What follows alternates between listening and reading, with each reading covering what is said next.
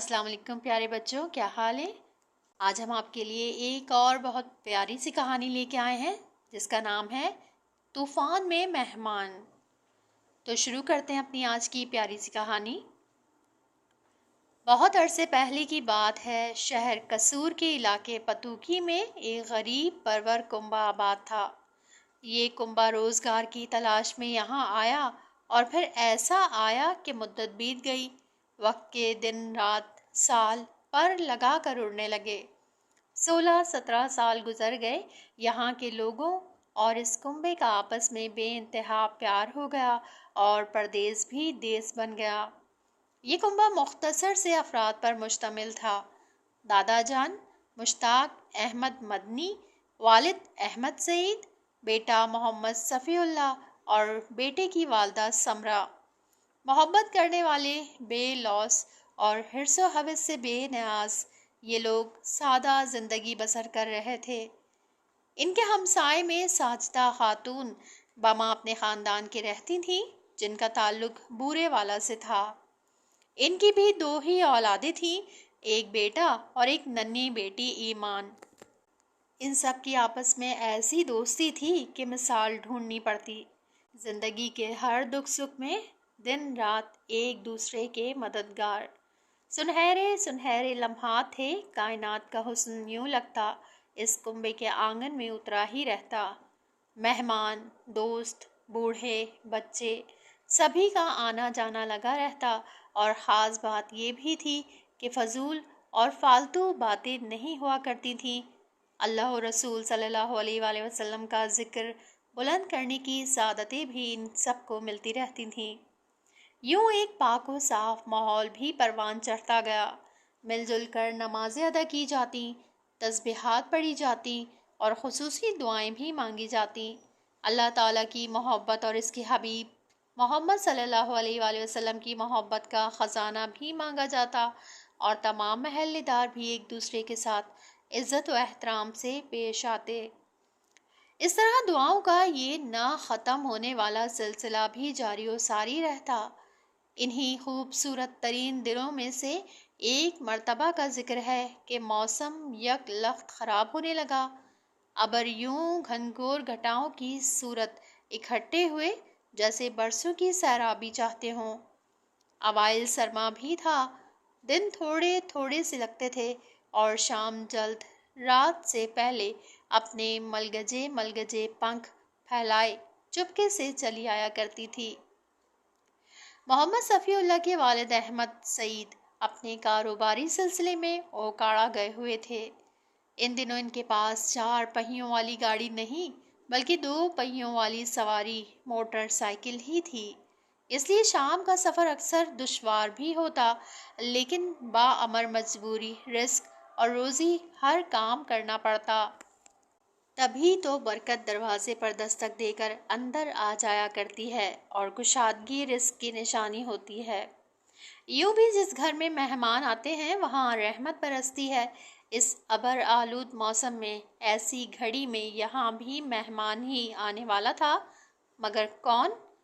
دادا جان مشتاق احمد مدنی بھی نماز مغرب پڑھ کر واپس گھر لوٹ چکے تھے۔ محمد صفی اللہ بھی اپنی والدہ کے ساتھ بستر پر لیٹا مختلف سوالات کر رہا تھا اور وہ اسے مناسب انداز میں جوابات دے رہی تھیں۔ گھنگھور گھٹائیں برسنے کو بےتاب تھیں۔ یہ طوفانی شام کسی گہرے طوفان کا، کسی تیز ہواؤں کی خبر دیتی تھی۔ دادا جان ساتھ والے کمرے میں لیٹے ماں بیٹے سے آواز دے کر پوچھ رہے تھے، احمد سعید ابھی تک گھر نہیں آیا؟ باپ بھی منتظر تھا اور ننھا بیٹا بھی اپنی والدہ سمیت مہوئے انتظار تھا۔ اسی اثنا میں لائٹ بھی چلی گئی۔ تب نہ زیادہ تر جنریٹر عام ہوتے تھے، نہ ہی UPS کی سہولت گھر گھر موجود تھی۔ ہاں البتہ گیس مہیا ہونے کی صورت میں گیس لیمپ ہوا کرتے، سو وہ جل کر اجلی اجلی روشنی دیا کرتے۔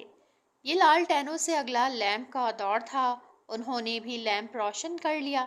ساتھ والے گھر سے ساجدہ خاتون کی آواز آئی، باجی، بھائی جان ابھی گھر نہیں لوٹے کیا؟ صفی اللہ کی والدہ نے اندر سے ہی جواب دیا، نہیں بہن ساجدہ، آنے والے ہیں۔ میں نے بھی خیر و عافیت کی دعا دی اور خدا حافظ کہا۔ دونوں گھروں کے درمیان ایک چھوٹی سی دیوار تھی جہاں سے بآسانی بات چیت ہو سکتی تھی۔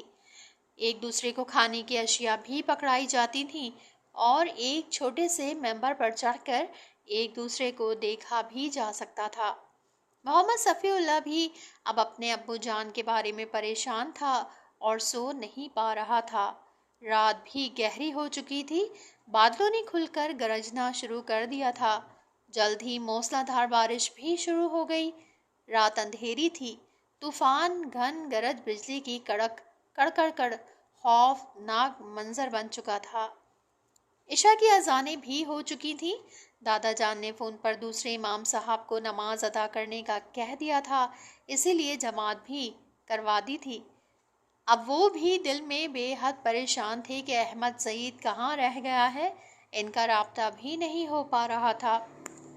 الجھن بڑھتی جا رہی تھی۔ صحن میں بجلی کی چمک، بارش کی تیزی، طوفان کی گرج، شدید ہوا کے جھونکے اپنی اپنی آوازیں نکالے اپنے اپنے کام پر مامور تھے۔ والدہ نے صفی اللہ کو، جس کی عمر تقریباً 8 سال تھی، بہلا کر سلا دیا تھا۔ وہ خود بھی سخت تشویش میں مبتلا تھیں لیکن بے بس تھیں۔ ایسے میں انہیں دعا کے سوا کچھ اور نہیں سوجا تھا۔ انہوں نے دعا مانگی تو اطمینان نصیب ہوا۔ دعا مومن کا ہتھیار ہی تو ہے، واقعی سیدھی عرش تک جا پہنچتی ہے اگر اول و آخر درود شریف پڑھیں، اور عبادت کا مغز بھی تو ہے دعا، تقدیر کے راستے آسان کرتی ہے۔ دعا اللہ تعالیٰ کا انعام ہے، دنیا میں نہ پوری ہونے والی دعائیں آخرت میں پوری کی جائیں گی۔ دعا مانگ کر کبھی بے صبری بھی نہیں کرنی چاہیے، اللہ تعالیٰ کے ہاں اچھی چیز کا انتظار کرنا چاہیے۔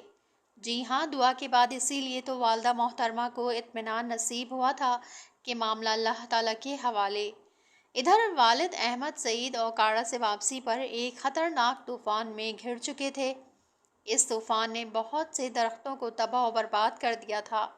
اوکاڑا سے واپس پتوکی کی طرف لوٹتے ہوئے ہر مسافر دیکھا کرتا تھا کہ تقریباً سڑک کے دونوں اطراف پاکستان کی سب سے بڑی نرسری پتوکی نرسریاں ہیں، جہاں سے پورے ملک میں پودے، کلمیں، پھل، گھاس، ہر طرح کی پنیریاں، گلاب، ٹیوب روز سپلائی کیے جاتے ہیں۔ وہاں بھی ہوائیں شائیں شائیں کرتی پھنکارتی پھر رہی تھیں۔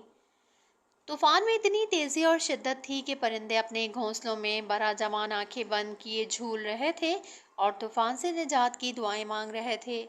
راستے اور رات پر ہول دکھائی دیتے تھے۔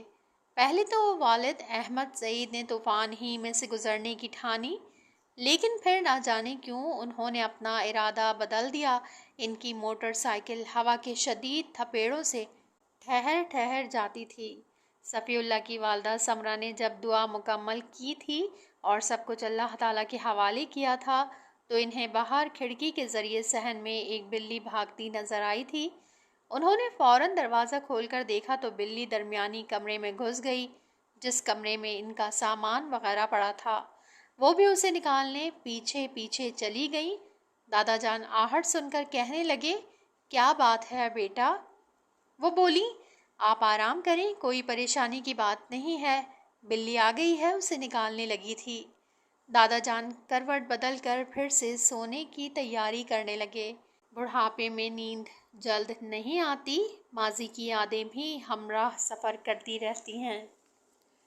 بزرگ اپنے گزرتے وقت کو یاد کرتے کرتے نیند کی گہری وادیوں میں اتر ہی جایا کرتے ہیں، لیکن انہوں نے ایک بار پھر احمد سعید کا پوچھا، ضرور پھر خود ہی جواب دیا کہ کہیں ٹھہر گیا ہوگا، اب صبح ہی آئے گا انشاءاللہ تعالی۔